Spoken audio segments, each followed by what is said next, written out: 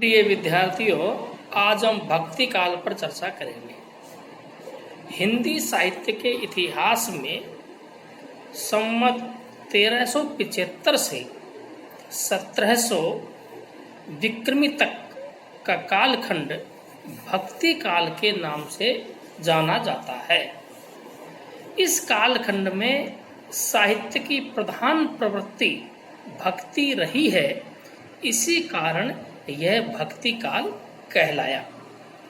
भक्ति की मूल धारा 6वीं-7वीं शताब्दी में दक्षिण भारत में आरंभ हुई और 14वीं शताब्दी में इसने समूचे उत्तर भारत में अचानक आंदोलन का रूप ग्रहण कर लिया।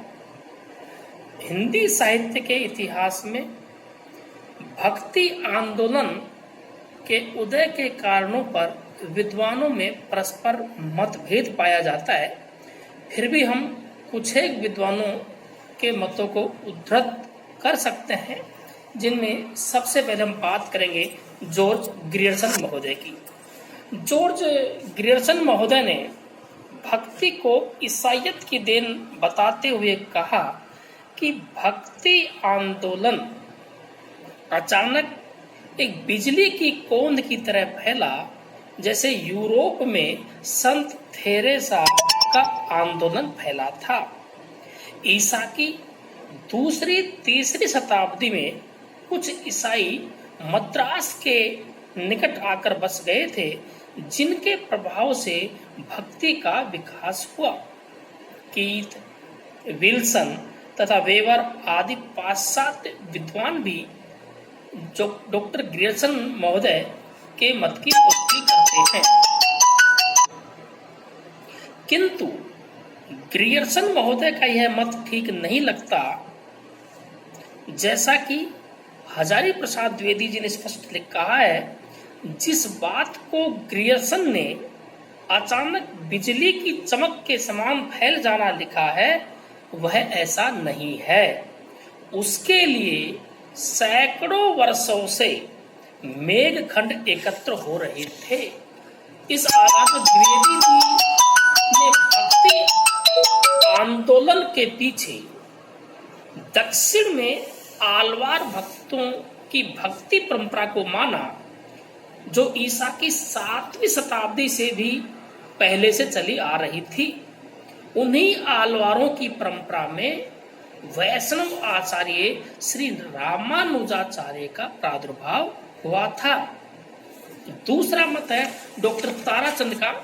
तो डॉक्टर ताराचंद कहते हैं कि भक्ति आंदोलन मुस्लिम संस्कृति के संपर्क की देन है और आचार्य शंकराचार्य, रामानुजाचार्य, निम्बारकाचार्य, महाप्रभु वल्लभाचार्य, आलवार संत तथा लिंगायत आदि संप्रदायों की दार्शनिक मान्यताओं पर मुस्लिम प्रभाव है।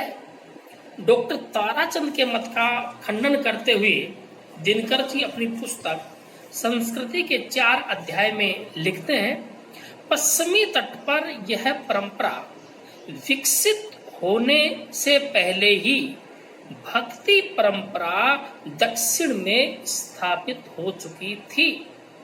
यही बात संत कबीरदास जी भी कहते हैं, भक्ति द्राविड़ उपजी लाए रामानंद, प्रकट किया कबीर ने 7 द्वीप 9 खंड।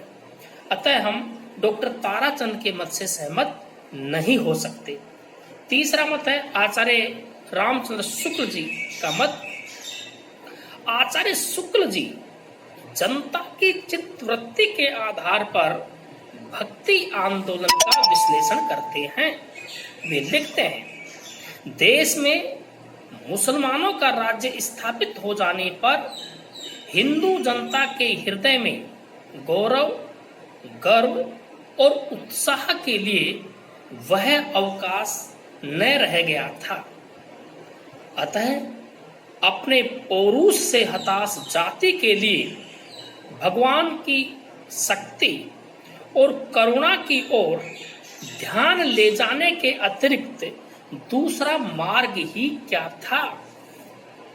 शुक्ल जी ने अपने इतिहास ग्रंथ में दक्षिण से उत्तर की ओर आ रही भक्ति की भावधारा का स्पष्ट उल्लेख करते हुए लिखते हैं, भक्ति का जो सोता दक्षिण की ओर से धीरे धीरे उत्तर भारत की ओर पहले से ही आ रहा था, उसे राजनीतिक परिवर्तन के कारण शून्य पड़ते हुए जनता के हृदय क्षेत्र में फैलने के लिए पूरा स्थान मिला। रामानुजाचार्य जी ने शास्त्रीय पद्धति से जिस सगुण भक्ति का निरूपण किया था, उसकी ओर जनता आकर्षित होती चली आ रही थी। बाद में बाबू गुलाब राय और राम कुमार वर्मा जी जैसे साहित्य इतिहासकारों ने भी इसी बात को स्वीकार किया है। चौथा मत है आचार्य हजारी प्रसाद द्विवेदी जी का मत।